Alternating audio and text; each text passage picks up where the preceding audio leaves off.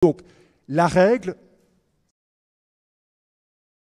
en une phrase, parce qu'elle se présente de manière abstraite et générale, nécessite pour son application une définition et souvent plusieurs définitions, parce qu'il y a plusieurs notions dans la règle et que les définitions de chaque notion peuvent encore appeler d'autres définitions.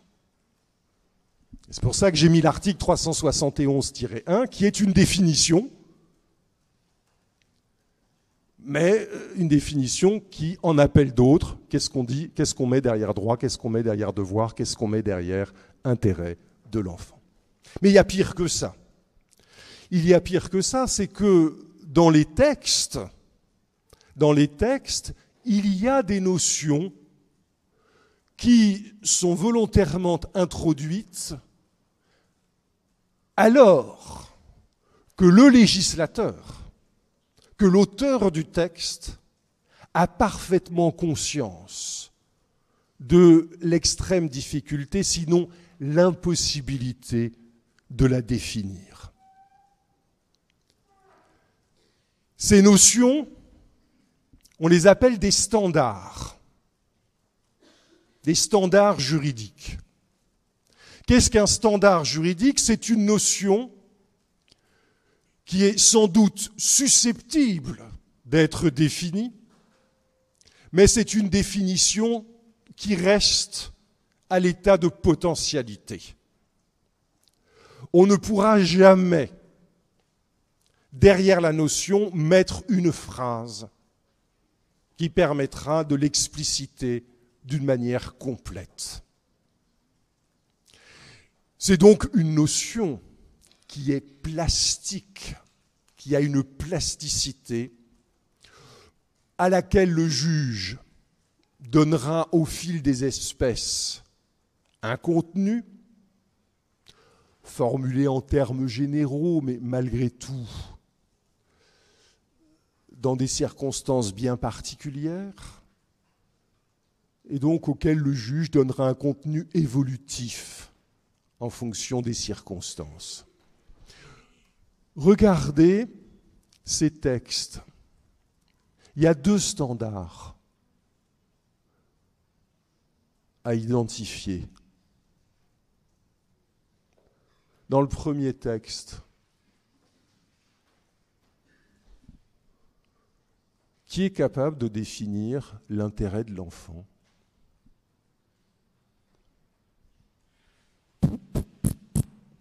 Moi, je peux dire l'intérêt de l'enfant, c'est son intérêt matériel et moral.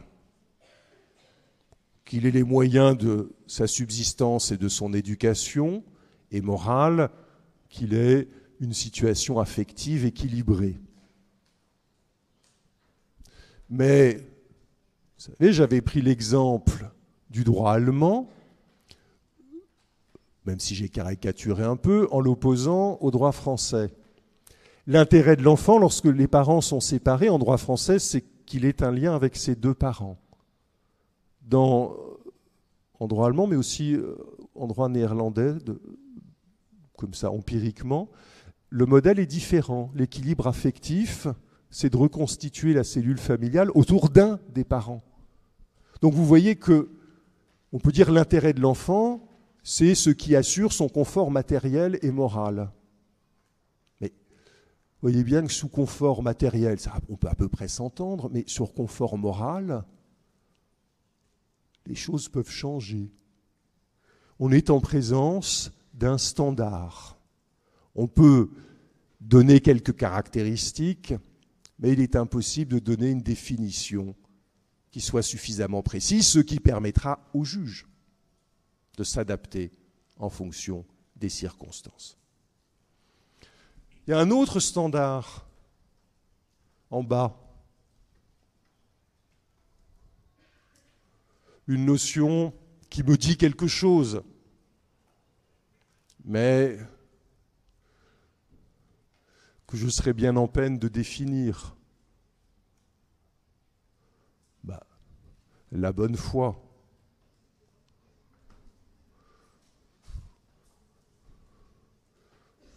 Ah, t'es de mauvaise foi. Toi aussi, toi-même. C'est une notion dont vous comprenez qu'il est difficile de la définir. Et la bonne foi donne lieu à des interprétations qui se font selon les circonstances, à des interprétations au cas par cas, mais qui seront difficilement généralisables en toutes circonstances, qui ne pourront pas faire une définition générale du terme de bonne foi. Je prends un exemple. Un propriétaire donne son bien en location. Et il dit, le loyer doit être payé tous les 3 du mois. Et si le loyer n'est pas payé, le bail sera résilié. On mettra fin au bail. Comprenez ça. Un bail résilié, on met fin au bail et on dit au locataire, puisque vous ne payez pas votre loyer, vous êtes prié de partir, ce qui, somme toute, est assez cohérent et assez attendu. Mais voilà que notre locataire paye systématiquement le 4 ou le 5.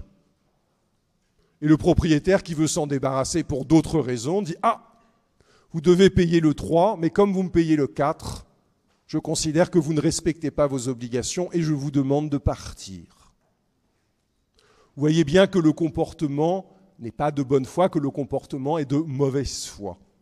Et la jurisprudence dit que dans cette hypothèse, le manquement véniel, petit, du locataire ne justifie pas son éviction, ce serait agir de mauvaise foi. Donc vous voyez qu'ici, dans cette hypothèse, on peut généraliser, on peut dire, dans un contrat de location, le propriétaire qui demande la résiliation du contrat à raison d'un retard de paiement de quelques jours est de mauvaise foi. En conséquence, il ne peut pas demander la résiliation du contrat. Donc vous voyez, je peux formuler une interprétation en termes généraux, mais sa portée sera très limitée.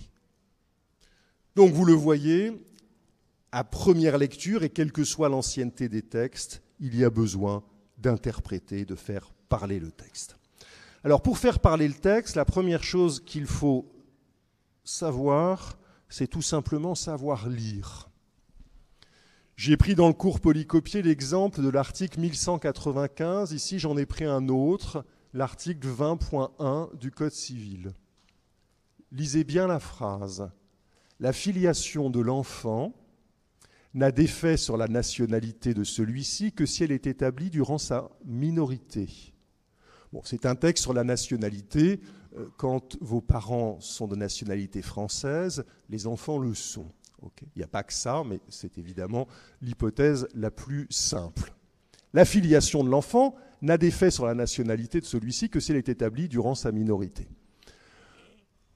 Le celui-ci, ça se rapporte à qui ? À l'enfant. Ça va. Le elle, ça se rapporte à la nationalité ou à la filiation ? C'est tout simplement une règle de grammaire. Si je dis « elle » dans la proposition subordonnée, le sujet de la proposition secondaire renvoie au sujet de la proposition principale. Donc si « elle », c'est forcément la filiation. Si j'avais voulu viser la nationalité, j'aurais dit la filiation de l'enfant n'a d'effet sur la nationalité de celui-ci que si celle-ci, ça n'aurait pas de sens juridiquement, mais que si celle-ci, si je dis celle-ci, ça renvoie au premier féminin qui est avant mon celle-ci. Ça peut fonctionner d'un point de vue grammatical, parce que j'ai celui-ci, donc ça renvoie à un masculin, c'est l'enfant. J'ai elle, j'ai celle-ci, ça renvoie à un féminin. Et celle-ci, c'est le premier féminin qui arrive avant le celle-ci dans ses nationalités. Si j'ai mis elle, c'est que le sujet de cette proposition est le sujet de la proposition principale. C'est de la grammaire de base, mais voilà. Déjà, ça permet de comprendre le texte. Bon. Après, il y a des tournures, des petites expressions, des petits mots que j'ai mis en rouge, qu'on trouve très fréquemment dans la langue juridique et dont il faut connaître la signification. dont il faut connaître la signification. Alors j'ai donné des exemples dans le cours Polycopié, j'en prends d'autres ici. Il peut être notamment prévu, alors ça c'est dans une convention qui prévoit, ou une décision de justice qui prévoit comment sera traité l'entretien des enfants lorsque les parents sont séparés. Et donc on dit dans cette décision de justice, dans cette convention, on doit prévoir des tas de choses, puis l'article 373-3 du Code civil, il peut être notamment prévu le versement de la prestation alimentaire par virement bancaire, etc. Le notamment est une précision qui n'est pas limitative. On dit dans la convention, dans le texte, on pourra prévoir plein de choses, mais notamment ça. Donc c'est une précision qui n'est pas limitative. Évidemment, si on la précise, c'est qu'on dit a priori. A priori, cette précision-là, s'il y a des précisions outre celles prévues par le texte, mieux vaut commencer par celle-là. Donc c'est une précision qui est importante, celle qui suit le notamment, mais ça n'est pas la seule possible. Sans préjudice, en cas de résiliation par la faute du locataire, celui-ci est tenu de payer le prix du bail pendant le temps nécessaire à la relocation, sans préjudice des dommages et intérêts qui ont pu résulter de l'abus. Bon, hypothèse, vous comprenez ce que ça veut dire ? Bon, j'ai un propriétaire et un locataire. Okay. Le locataire fait des fêtes tous les soirs et cause des troubles à ses voisins. Or, dans le contrat de bail, c'est même une obligation légale, il y a une obligation de jouissance paisible de la chose louée. La jouissance paisible, ça veut dire notamment que si on est en copropriété, on ne casse pas les pieds systématiquement de ses voisins, si je dis les choses simplement. Donc, en cas de résiliation par la faute du locataire, voilà un exemple de faute. Le locataire ne respecte pas ses obligations, l'obligation de jouissance paisible. Celui-ci, donc, alors, il y a faute, donc le propriétaire peut décider la résiliation, c'est-à-dire la fin du bail.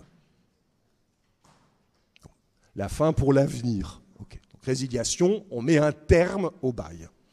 En cas de résiliation par la faute du locataire, je mets un terme au bail parce que le locataire est insupportable, il faut qu'il quitte les lieux. Et bien on dit dans cette hypothèse, celui-ci, le locataire, est tenu de payer le prix du bail pendant le temps nécessaire à la relocation.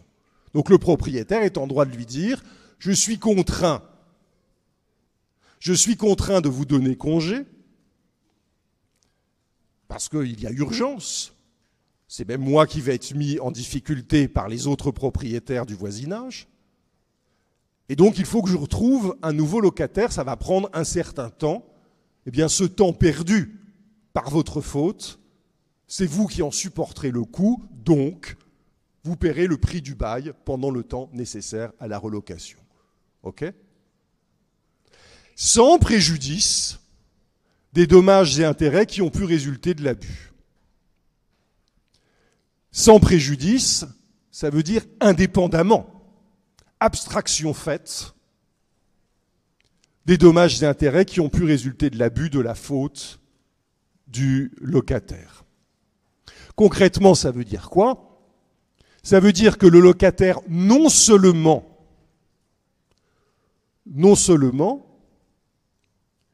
devra payer le prix du bail pendant le temps nécessaire à la relocation, mais qu'en plus, sans préjudice d'eux, indépendamment, donc en outre, de surcroît, en plus, il pourra payer des dommages et intérêts qui ont pu résulter de l'abus. Qu'est-ce que ça peut être ? Eh bien, ce peut être les voisins qui mettent en jeu la responsabilité du propriétaire à raison du choix qu'il a fait, du mauvais choix qu'il a fait de son locataire et des troubles qui ont été causés. S'il y avait marqué sous réserve, à la place de sans préjudice, sous réserve, ça voudrait dire exactement le contraire. S'il y avait écrit sous réserve, cela voudrait dire que Donc je lis la rephrase. En cas de résiliation par la faute du locataire, celui-ci est tenu de payer le prix du bail pendant le temps nécessaire à la relocation, sous réserve de dommages et intérêts qui ont pu résulter de l'abus. Ça ne serait pas formulé comme ça. Mais ça voudrait dire la chose suivante. Ça voudrait dire qu'il ne peut pas y avoir de résiliation du bail si le locataire est condamné à des dommages et intérêts. Le sous-réserve ici viendrait dire sauf si, vous pouvez lire le sous-réserve comme sauf si des dommages et intérêts sont décidés en conséquence de l'abus. Donc le sous-réserve vient dire exactement le contraire de sans préjudice. Et donc ça voudrait dire de deux choses l'une. Ou bien il y a une indemnisation du dommage causé, ou bien il y a résiliation avec juste paiement des loyers, le temps nécessaire à la relocation. Le cas échéant, ça veut dire si les conditions sont réunies. Essayons de comprendre l'article 1165 du Code civil. Dans certains contrats, en principe, dans un contrat, on fixe un contrat à titre onéreux, un contrat marchand, il y a une chose, une prestation et un prix. Donc j'achète un bien, je vois le bien que j'achète, et donc il y a un bien et en face un prix. Okay ? Il y a des contrats un peu plus complexes où le prix n'est pas fixé d'ores et déjà au début du contrat. Prenez un contrat de fourniture de matières premières au long cours. Par exemple, de fourniture de produits pétroliers à un raffineur. On est sur des tonnages importants et sur une durée assez longue, et vous savez que le cours du pétrole varie. Donc, ce contrat de fourniture au long cours ne comporte pas de prix initialement fixé. Et le fournisseur indiquera que le prix variera en fonction de tel et tel critère et de ce qu'il décidera. Il peut le faire. Mais s'il abuse dans la fixation du prix, s'il abuse, par exemple, s'il fixe un prix totalement déconnecté du prix du marché, s'il abuse, le juge peut être saisi d'une demande tendant à obtenir des dommages et intérêts. Vous demandez un prix excessif, je demande des dommages et intérêts qui vont être à peu près du montant de la différence entre le prix du marché et le prix demandé. Okay. Et le cas échéant, et si les conditions sont réunies, la résolution du contrat. Ce qui veut dire que les conditions de la résolution ne sont pas les mêmes. Ne sont pas les mêmes que celles qui justifient des dommages et intérêts.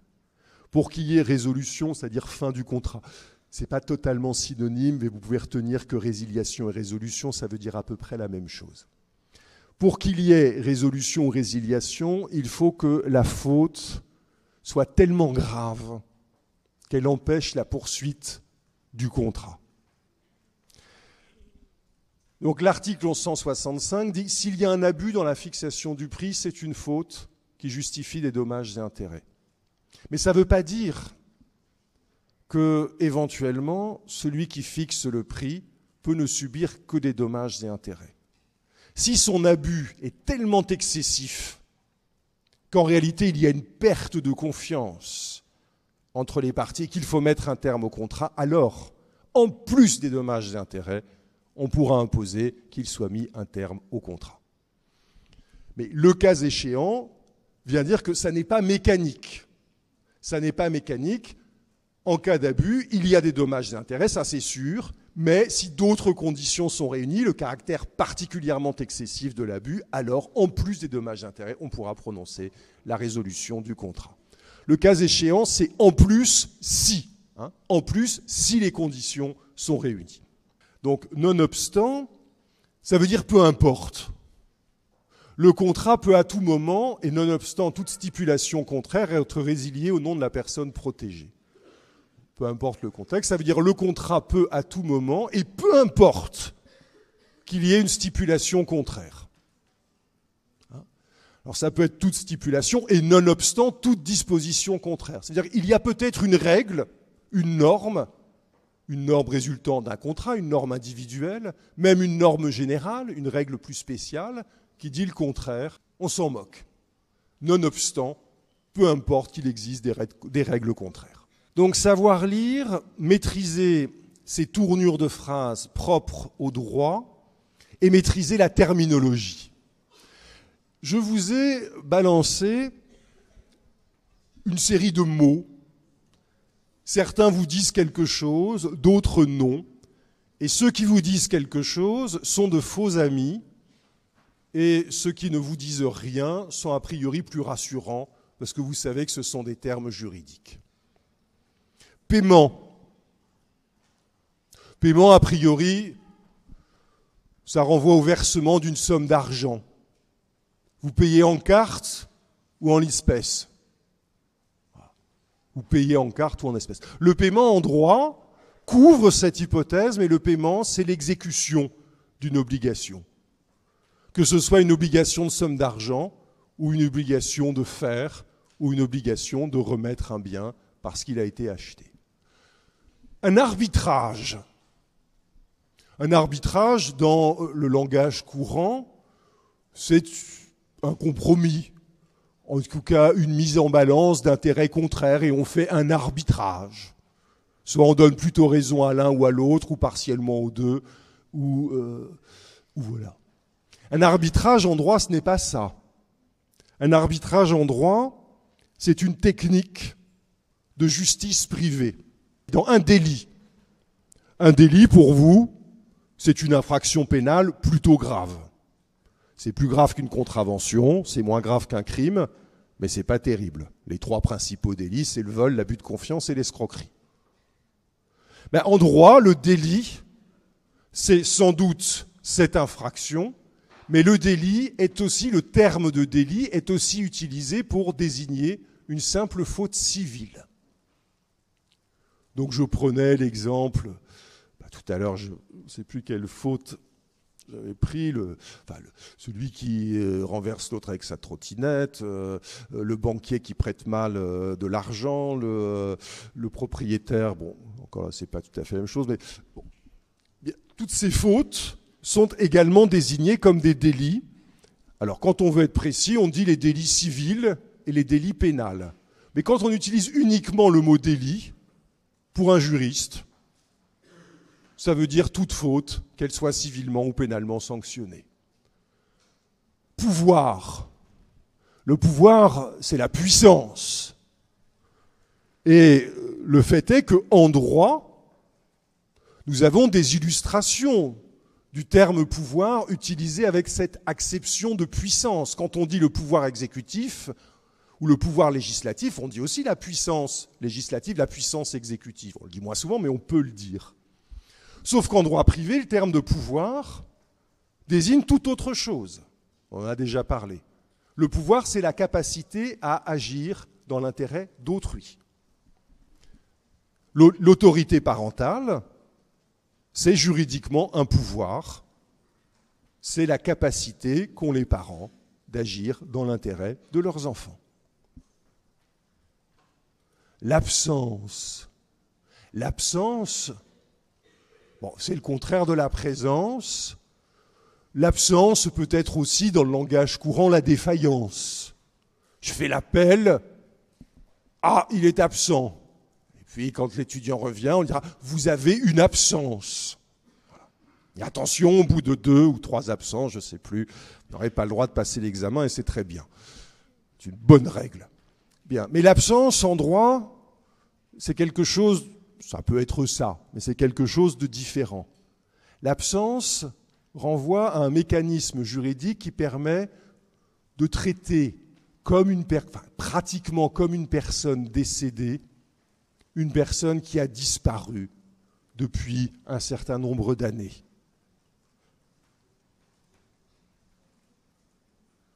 Donc c'est une technique juridique d'assimilation d'un disparu à une personne décédée.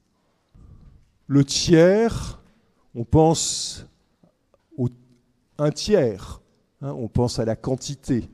Le tiers au sens juridique, c'est celui qui est extérieur à une situation juridique. Mais comme il est extérieur et qu'on s'en occupe, en fait, il n'est jamais totalement extérieur. Je prends un exemple. Je reprends ma vente immobilière. Les parties sont d'accord sur la chose et sur le prix. Et puis, il y a un tiers, quelqu'un qui n'est pas parti à l'accord, qui vient voir le propriétaire, qui lui dit « En fait, j'en ai très envie de votre bien, je vous propose un peu plus. » Et donc le propriétaire essaye de casser la vente, en tout cas ce tiers essaye de casser la vente à son profit. Ce tiers est en faute, parce que même s'il n'est pas parti, tous les tiers ont au moins l'obligation de respecter les contrats qui ont déjà été conclus. Donc vous voyez, en droit, le tiers, il est extérieur, mais il a quand même des obligations, c'est une notion précise. Servitude. Servitude, ça renvoie à quelque chose qui est proche de l'esclavage. La servitude, en droit, c'est pas ça du tout. La servitude, en droit privé, c'est ce qu'on appelle un droit réel, c'est-à-dire un droit sur une chose qui est lié à la situation particulière de deux biens. Je prends un exemple. Je suis sur un terrain enclavé. C'est-à-dire qu'autour de moi, il n'y a que des propriétés privées. Donc entre la route principale et là où j'habite, il n'y a que des propriétés. Comment je fais pour aller sur la route? Il faut bien que je traverse la propriété du voisin. Eh bien, on dit qu'il y a, dans ce cas, une servitude de passage sur le terrain du voisin. Donc cette servitude, c'est un droit du propriétaire enclavé d'utiliser la chose du voisin en raison, donc le terrain du voisin, juste pour circuler, et ce, en raison de la situation particulière, qui est la situation d'enclave. Je termine par usufruit. Alors celui-là, vous ne l'utilisez pas dans le langage courant. On dit, tu peux me prêter ton téléphone. On ne va pas dire, tu peux me passer l'usufruit de ton téléphone. Ok? Ça ne marche pas. Voilà. Alors l'usufruit, ça c'est un terme qui n'existe qu'en droit. Après, on peut l'utiliser de manière métaphorique. Enfin, il faut avoir fait des études de droit pour le faire. On dit, l'usufruit, c'est ce qu'on appelle un démembrement. C'est pas la peine de le noter. Un démembrement du droit de propriété en vertu duquel le titulaire de l'usufruit a l'usus et le fructus de la chose. Vous n'avez rien compris et c'est normal. Un droit de propriété donne 3 prérogatives sur le bien. Je peux en user, c'est ce qu'on appelle l'usus. Je peux en jouir, ce qu'on appelle le fructus, c'est-à-dire en retirer les fruits. Alors, en retirer les fruits, évidemment, quand on pense à un terrain agricole, on va à la cueillette, mais ce n'est pas ça le plus intéressant. En retirer les fruits, ça veut dire qu'on peut louer et en retirer un loyer. Usus, fructus, et enfin abusus, qui renvoie au terme disposer. Ça veut dire qu'on fait ce qu'on veut de la chose, on peut la détruire, on peut la vendre, on peut la donner, on peut en décider de son devenir par testament, on en fait ce qu'on veut. Eh bien, l'usufruit, c'est un droit qui réunit les 2 premières prérogatives, l'usage et les fruits. Donc, si j'ai l'usufruit d'un bien immobilier, je peux l'habiter, mais je peux aussi le donner en location, si je préfère habiter ailleurs. Ok. Bon. Il y en a tout le temps des mots comme ça. Donc déjà, 2 réflexes. Quand vous rencontrez un terme que vous ne connaissez pas, dont vous percevez qu'il est manifestement un terme du langage juridique sans équivalent ailleurs, on ouvre son lexique de termes juridiques.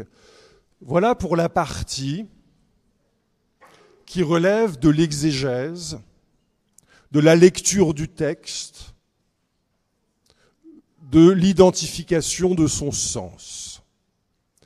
On applique la grammaire, on connaît la syntaxe et les tournures d'esprit, spécialement celles qu'on utilise en droit, mais qu'on peut utiliser ailleurs, hein, notamment nonobstant. Bon, nonobstant, je ne le casse pas dans toutes mes discussions quand je suis en dehors d'un amphithéâtre, mais ce sont des adverbes, des tournures du langage courant. Et puis enfin, les mots du droit.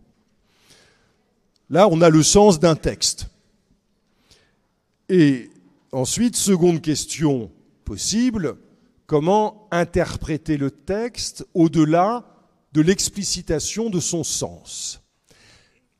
C'est la deuxième partie. Là, on entre dans ce qu'on a appelé la libre recherche scientifique, c'est-à-dire aller au-delà des mots pour voir si, compte tenu du contexte, il n'y a pas lieu de forcer le texte, de lui donner une portée qui va au-delà de sa signification première, décryptée par la lecture, par la compréhension des tournures et la compréhension des termes. Comme les textes ne visent pas toutes les hypothèses qui peuvent se présenter dans une société qui vit, qui est en mouvement, on doit toujours, en tout cas très souvent, s'interroger sur l'application du texte à une situation qui n'est pas exactement celle qui était visée par le texte, par les auteurs de ce texte. Donc, la question d'une interprétation au-delà des textes, se pose lorsque la situation à laquelle on veut les appliquer ne sont pas exactement celles à laquelle le législateur a pensé en écrivant le texte. Je prends un exemple, le Code de la consommation. Le Code de la consommation s'applique en principe aux relations entre professionnels et non professionnels consommateurs. Certains textes du Code de la consommation, ça s'est clarifié depuis, mais certains textes visaient les contrats entre professionnels et consommateurs ou non professionnels. Ok ? Un contrat entre un professionnel ou un consommateur, entre un professionnel, et un consommateur ou non professionnel. Qu'est-ce que c'est non professionnel ? S'il y a deux mots, consommateur et non professionnel, c'est que non professionnel, ça veut dire autre chose que consommateur, même si a priori un consommateur n'est pas un professionnel. Je prends un exemple. Je suis bijoutier et j'achète un système d'alarme. Et puis, la première tentative d'effraction, le système d'alarme est défectueux et le bijoutier est détroussé. On dira au bijoutier, alors le bijoutier va invoquer les règles du Code de la consommation en disant qu'il a été mal informé, sur que le dispositif n'était pas adapté à sa bijouterie, etc., etc. Parce qu'il y a dans le Code de la consommation des obligations d'information renforcées. On va dire à ce bijoutier, mais vous n'êtes pas un consommateur, puisque c'est pour la protection de votre fonds de commerce, la protection donc de votre activité professionnelle. Mais le bijoutier peut dire, oui, je suis peut-être un professionnel, mais je suis un professionnel du bijou, je ne suis pas un professionnel du système d'alarme. Donc en fait, au regard de l'alarme, dans une vente d'alarme, je suis comme un consommateur. Je suis comme un consommateur, et comme le texte vise les consommateurs et les non-professionnels, on peut me considérer comme un non-professionnel. Bijoutier, je suis professionnel du bijou, mais bijoutier, je suis non-professionnel de l'alarme. Je prends un exemple basique.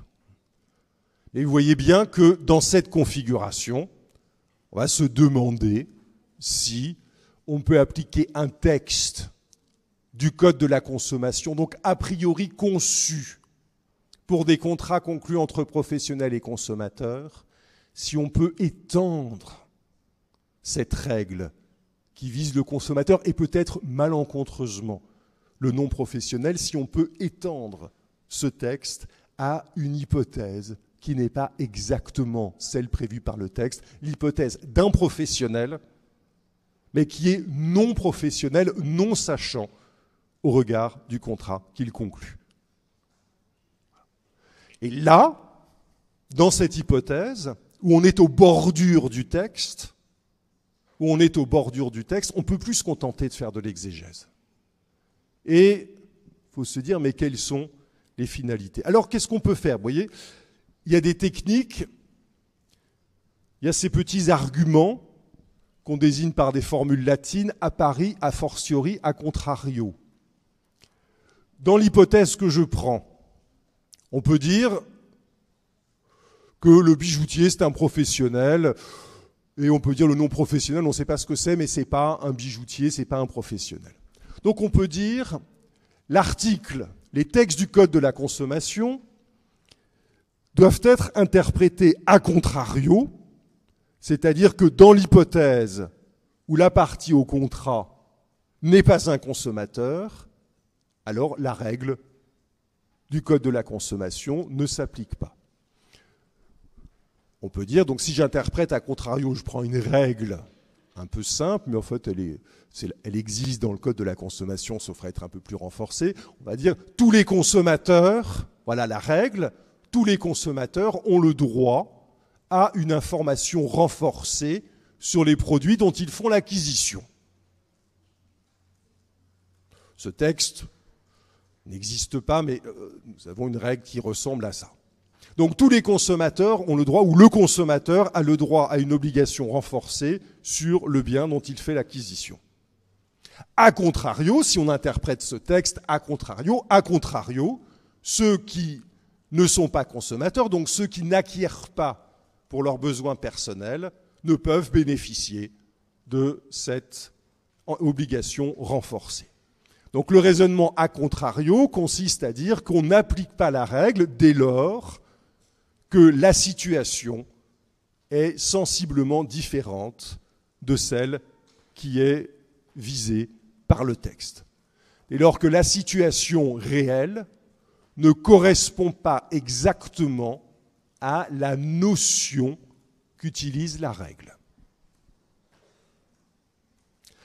Si au contraire, je retiens que mon bijoutier peut être assimilé à un consommateur parce qu'il n'est pas professionnel des systèmes d'alarme, alors je dirais, par analogie, a pari, ça veut dire la même chose en latin, a pari, par analogie, j'applique la règle prévoyant une obligation d'information renforcée à ce demi-professionnel, à ce professionnel du bijou, mais non professionnel du système d'alarme.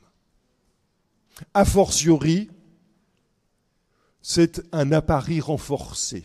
Donc l'a fortiori, c'est l'analogie qui va de soi, qui est sous-entendue par le texte. Donc en fait, les deux questions, c'est de savoir si on va raisonner par analogie ou si on va raisonner a contrario. Mais en eux-mêmes, l'a pari et l'a contrario ne nous disent rien. Pour résoudre cette alternative, pour savoir si on choisit l'analogie ou l'a contrario, bien il va falloir regarder le contexte, d'où vient la règle, quelles sont ses finalités. Alors il y a une petite ficelle qui permet d'utiliser l'argument a contrario avec, je dirais, de manière presque mécanique, de manière assez formelle et sans examen forcément du contenu de la règle, mais cette petite mécanique n'est qu'une balise, elle n'est pas systématique. On dit généralement que les règles d'exception s'interprètent a contrario.